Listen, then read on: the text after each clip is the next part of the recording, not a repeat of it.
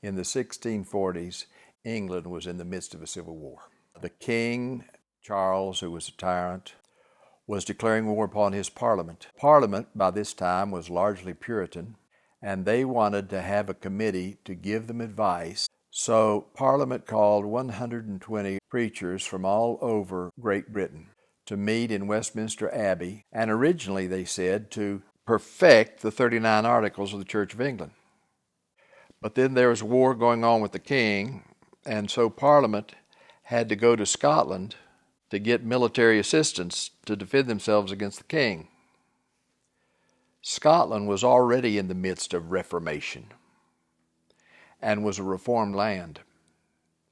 And so Scotland said, well, we'll help you defend yourself and the Reformation in England if you defend the Reformed Church in Scotland and continue to reform the church in England according to the Word of God. So they signed what's called the Solemn League and Covenant between those two great nations. And Scotland made her forces available to the Parliament of England in its fight against the king if the Parliament of England would agree to advance the Reformation in England and defend the Reformation in Scotland.